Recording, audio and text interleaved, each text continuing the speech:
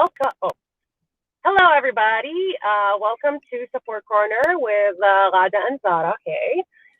Today we have a really good topic, and a topic that is actually very close to both of our hearts, which is about self-blame and how to get over it. What worked for us, what works for some other people, and just talking about that.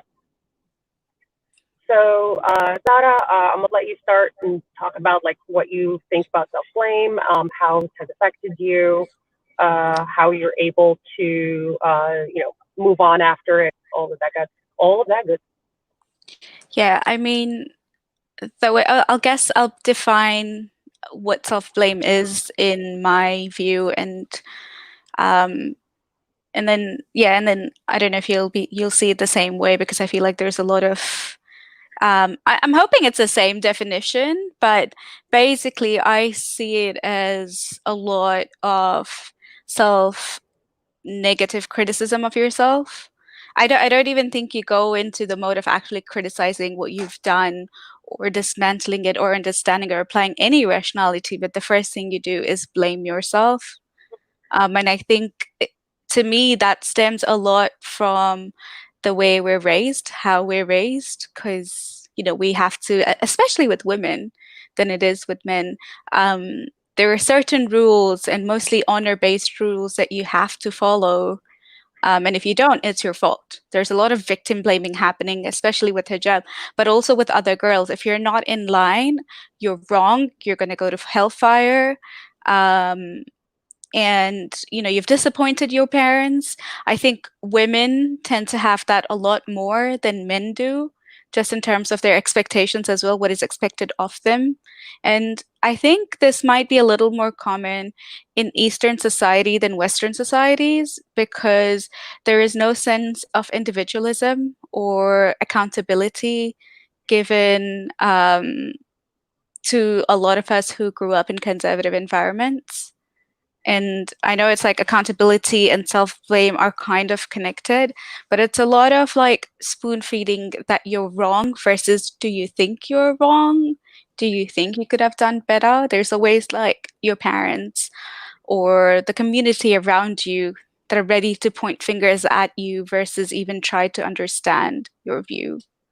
What do Yeah, you think about that? to me, self-blame is very similar to how you define it as well.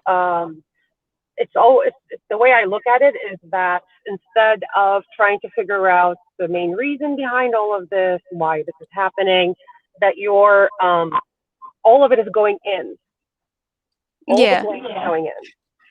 Yeah, you're right. A lot of it I think for the longer, but then I think there's also a conflict between, no, actually, this actually relates really well. Hmm. When things don't go right, you keep saying this is a test from Allah, or you're not doing something right, or this is karma, or it'll happen the next time, but then because we see Allah as being merciful and always right, that everything wrong that happens to you is obviously your fault.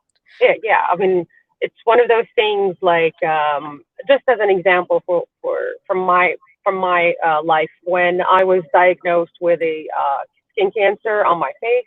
My mother immediately said it's because of things I did.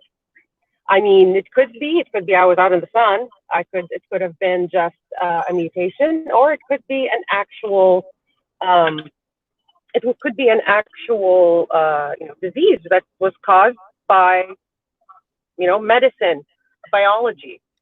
But unfortunately, like when you're growing up, and it's not just, and then you have to grow up with the guilt, right? Yeah, I mean, the same thing happened to me, like the exact same thing when I had abnormal cells, and my mother was like, "Oh, it's because you're eating something wrong. It's because you eat pork." And That has nothing no, no, no, good not stuff. even pork, not even pork. It was non-halal meat. I wasn't eating pork at the time. My tummy was Hmm. still not ready to accept a different diet change. So I was like, what?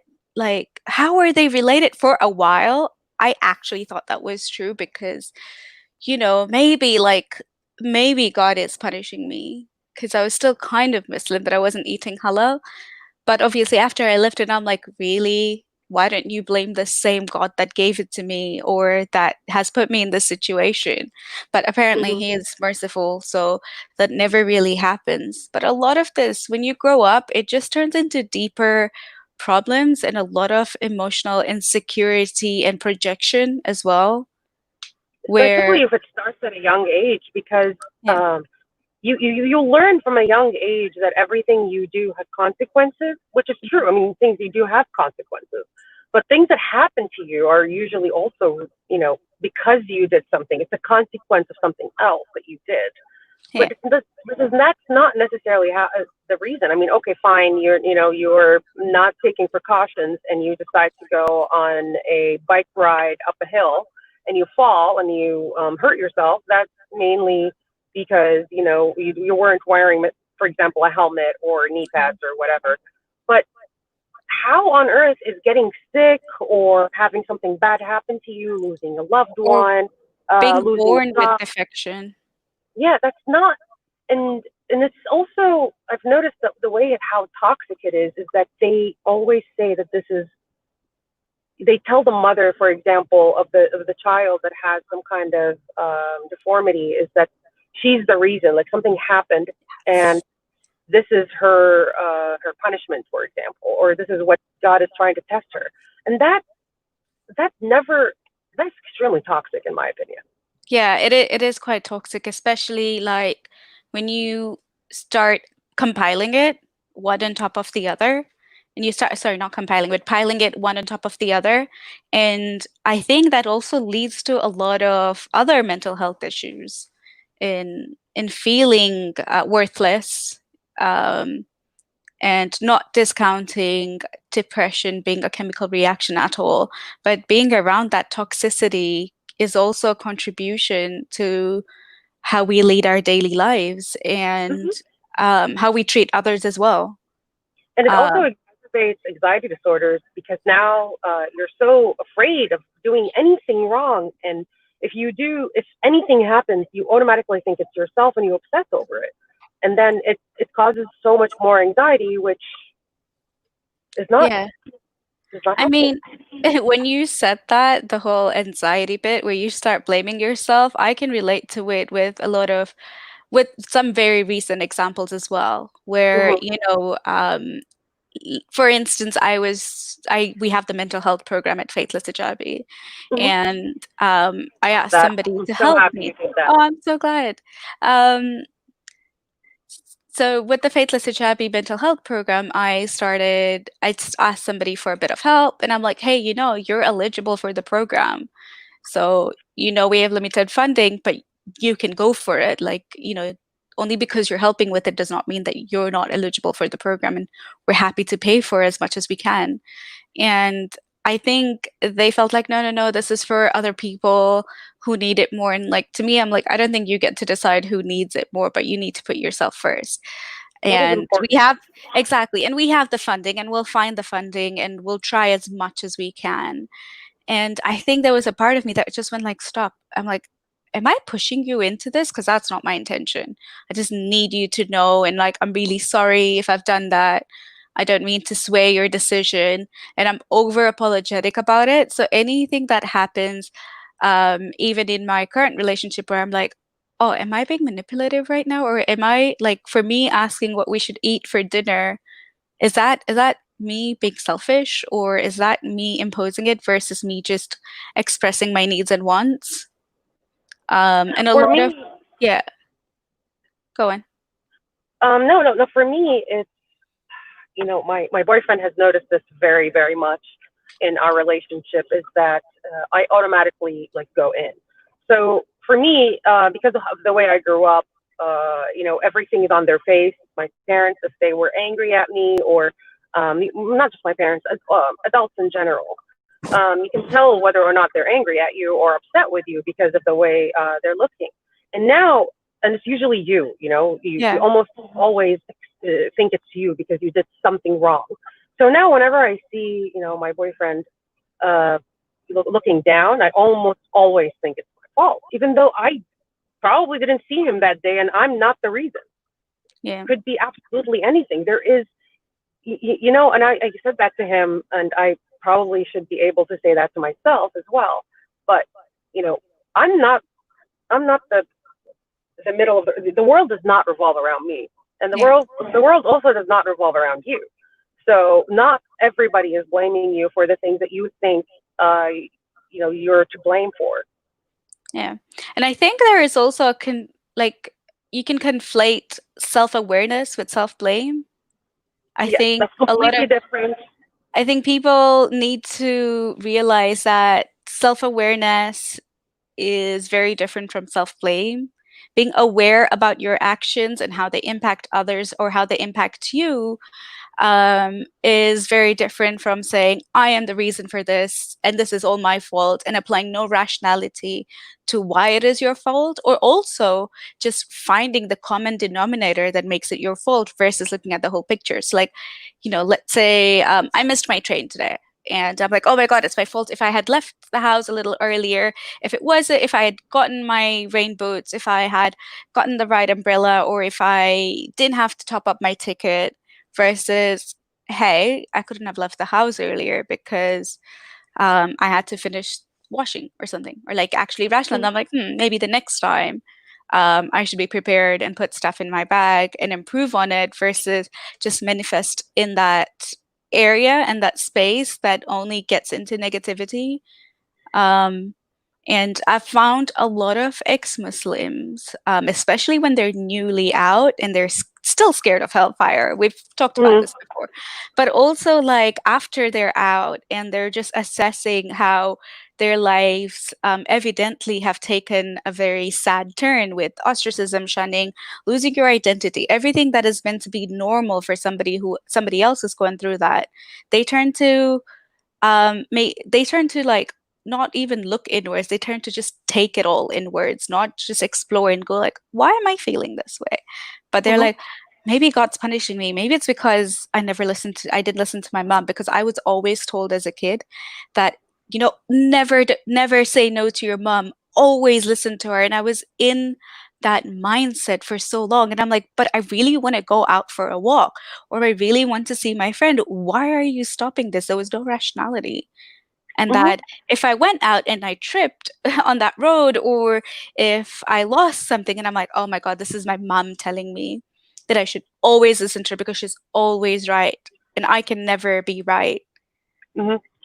The other thing that I noticed with self blame is the guilt that is associated with it, and the harsh criticisms that you give yourself when you're blaming yourself. Because you're not just saying this is my fault. You're saying this is my fault because I'm a bad person. I'm this. I'm that. So one of the things that I've noticed that helped me a little bit is to look at it from a different point of view. If, let's say, your friend is going through something similar, would you also say that it's her fault or his fault? Would you be criticizing that person as harshly, or would you be more compassionate to them? So I think my therapist called it practicing self love, which I know sounds like masturbation, but it's not. It's more self compassion, self love. Remind yourself of the things that are good. Try to think in an irrational, or the way the cognitive behavioral therapy does it is that you list what you think, the cognitive part, which is, you thinking that it's your fault, the cognitive dissonance that's there, and you put in your the reasons, but then you also find an alternative to that thought and find evidence for that thought, and Yeah. weigh them together. And you'll see when you become more aware, you also start noticing whenever you start doing this more. And hopefully, like, with the help, of course, with the help of a therapist or a mental health professional. And I always encourage people to seek mental health professionals, even if you think you have a handle on it. They usually have a good and different, you know, third party Perspective. look, Yeah. perspective, and of course they are professionals and they know how to help. Yeah, I mean, I think generally with mental health, on a side note, is that personally, I feel everybody needs therapy, but how often and how long for is always different for people, because I believe that everybody has to work on themselves and improve it. and improve themselves. And um, we're not all Muhammad. We can't all be perfect beings. So Ha! It's okay. We're not. At least we're not raping and pillaging. yeah, So, yeah. But I guess the other thing on like being compassionate, it's a really good point looking at how you would blame others for the same thing, or would you be that person who would also engage in blaming others, mhm, um, like you do blame yourself? But also another, like, just identifying all the good things that you've done, all the good things that have come out in like your course of this action or a particular day, instead of just manifesting yourself in the bad side of it, is can be quite positive. I actually remember listening to a TED talk about a researcher or a PhD student who had her paper published and she was really happy. So this is her normal mood, and then she's really happy, so going on the top. And then she goes back to the normal mood, and then one paper wasn't published and she's down, and then she's down and she's down, and then a paper gets published again and she's happy. But then, because the first paper didn't publish, the second paper didn't publish, she's back to being down and down. And how we allow ourselves to automatically be in that lower mood, as though we take something that happened so negative, like even if it affects negatively or positively, but we hold on to the negative side of it mhm, versus bringing it back to like in equilibrium. mhm. And so I totally agree with you. And it's one of the things also my therapist and from what I've read is actually really good. And also like remind yourself you're not just reminding yourself of the good things that you've done, but also the things that are you're good at, Yeah. the things that you're proud of for yourself. Like maybe you're good at your job, maybe you're a really good chef, maybe you're really really fit. Remind yourself of that. It's one trip, one whatever it is. It's not your fault. It's not the end of the world.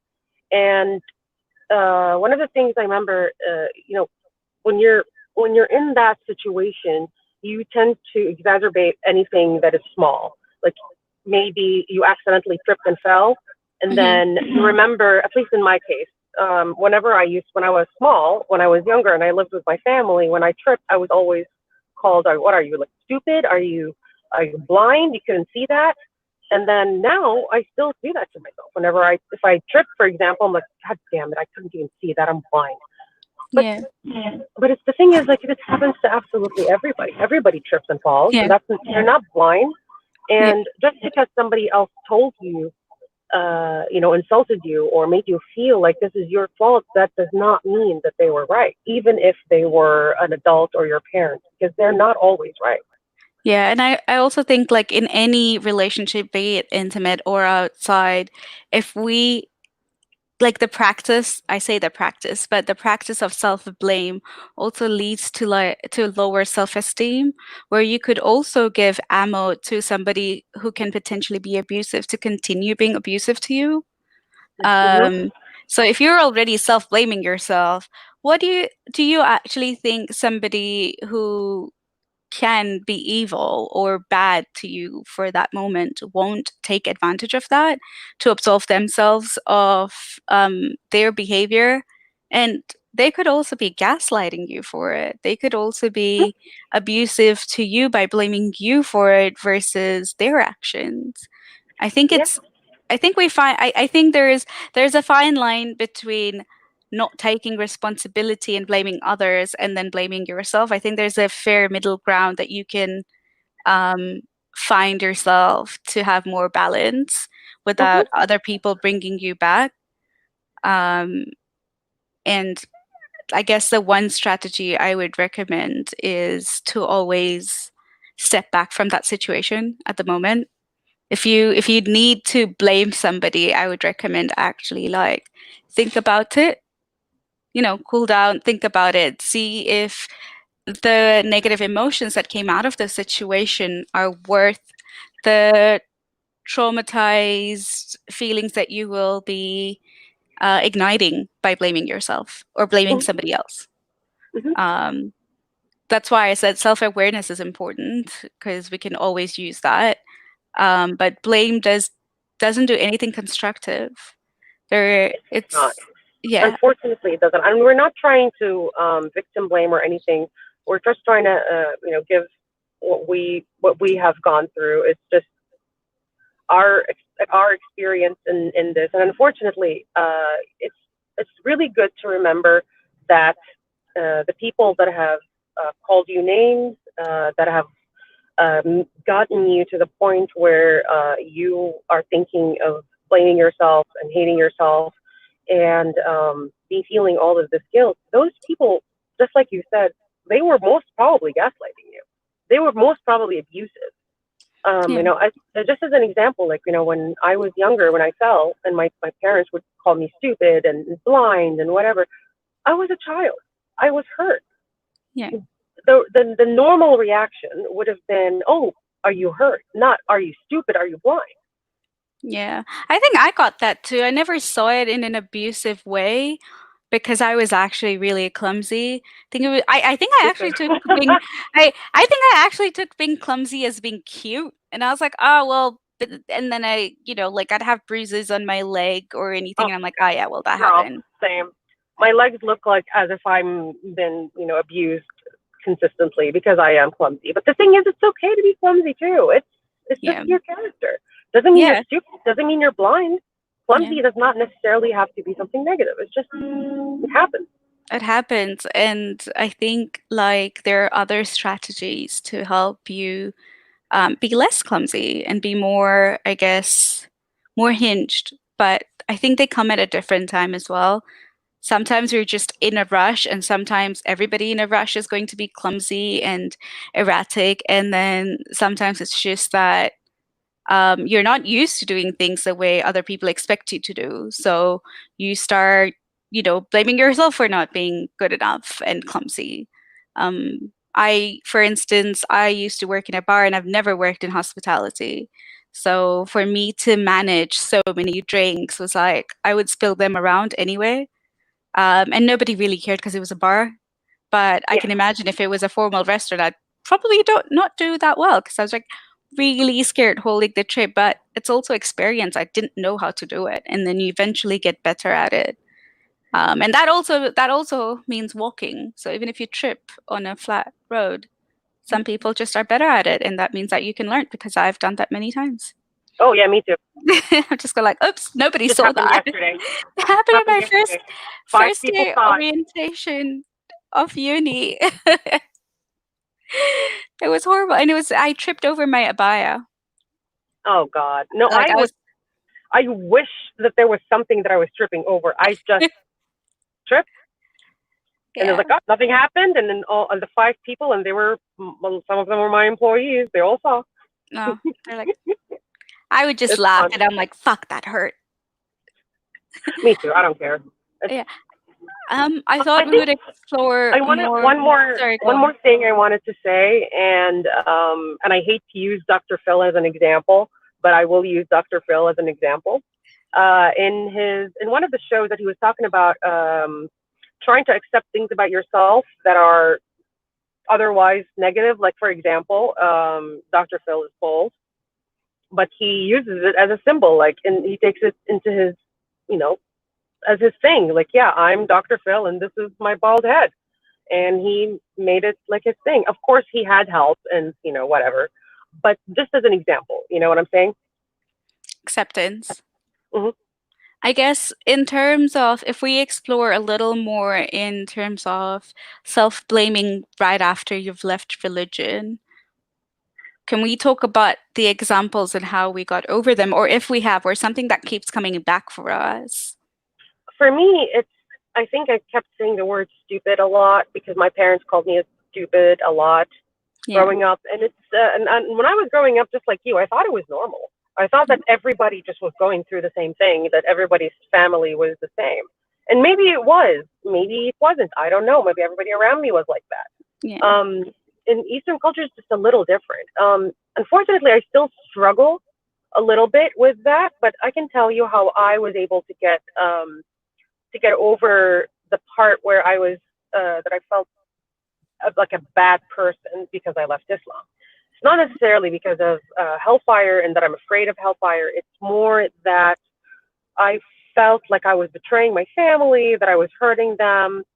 They didn't know at that time, and I felt really, really bad because of that.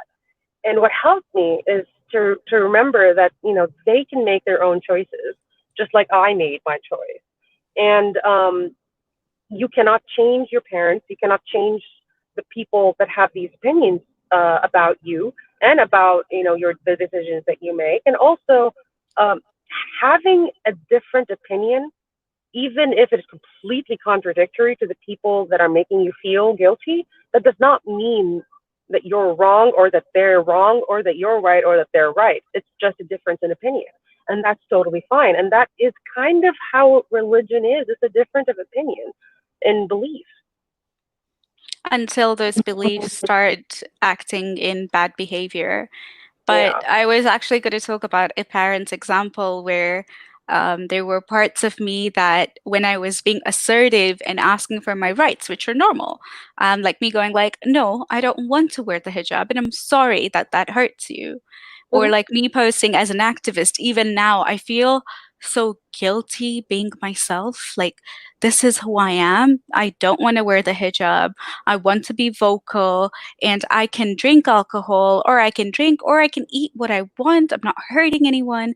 Why should I consider like, blaming myself for it? Or like when you have a drunk night that everybody does, but when it comes to ex-Muslims, we usually have it later in our years. So Hmm. sometimes we go overboard. I tend not to drink, but there have been times that I've gone overboard and I'm like, one, I've always made sure that I'm with the right company no matter what. And when I'm not, like my brain goes on like control mode and I'm like, don't touch me. Like, I'm just like And again, hands. if anything does happen to you, not your fault. Exactly, exactly. So a lot of times I'm like, oh my God, maybe I shouldn't have had alcohol. Maybe I shouldn't have left the house because I lost my phone, or I went to a club and I broke my phone and I slipped. I wasn't drunk, I wasn't even drinking, but I slipped. And my phone broke. And I was like, shit, if I didn't go to the club, if I didn't do this haram thing, my phone would have never slipped. And then I think about it, I'm like, it was also rainy roads in London. So maybe like I could have still slept, right? So a lot of times this can kind of like go back to like things that you weren't allowed to do, Hmm. and just standing up for your right, which is normal. It is not, you're not a bad person for being assertive and asking for your right. I think it's a bad action when you hurt people for the intention of hurting them. Your parents Or can being still, aggressive. exactly, or being aggressive, or like your parents can still be hurt with you taking, your own decision, but that doesn't mean it's your fault that they're hurt. They're in charge of their emotions, and anything done maliciously should be counted as you being bad. But otherwise, you taking your rights and standing up for yourself shouldn't go around being your fault because you asked for your rights, or I say rights a lot because it's harder for women to do it. I think it's more acceptable for men to go like, oh yeah, well, I'm going out. And for me, it was more like, I am going out or I am going to study. I had to fight to get an education. It wasn't that hard of a battle for as it may have been for so many people. But at the same time, I still had to go through this. I still had to threaten my parents saying, if you don't send me to study, I'm not going to live because you cannot tie me in Tanzania. Like I cannot have my future here. So Hmm. that was a bit about like how I felt bad for blackmailing them. Was it blackmailing? Yeah, it was for blackmailing them. But it was something that needed to be done because of how harsh, and they're good parents overall, but I guess they were just scared of me leaving at 16. Um, It's it's but it's a scary thing, and I yeah. mean, I've also kind of learned that even though I am still angry, I still have a lot of anger in me. But I've learned to put blame where blame is supposed to be. For example, yes, they were abusive. That is a blame. That I think that is a good place to put it. That's a right, in my opinion, the right kind of blame. But did I deserve that? Hell no. I was a child. Yeah. Let's see if anybody else has questions before we end. If anybody has any questions or comments, please feel free to let us know. I think we covered most of the points with this, which is good. Yeah, I like this. If anybody needs us, we will. You have Zara Kay's Twitter and my Facebook. Feel free to reach us. I can be reached on Instagram or on Facebook, and my Instagram is at I am Lord G because I am blasphemous. Actually, no, it's actually a Harry Potter reference. I was going to ask. Oh, and we have a link to the Faithless Hijabi support corner questions thing that send us questions directly. So if there's something that we haven't covered, leave it in the comments or messages. And with that, we're going to end at the 30 minutes mark video. Thank you. Great. Thanks, Ghada.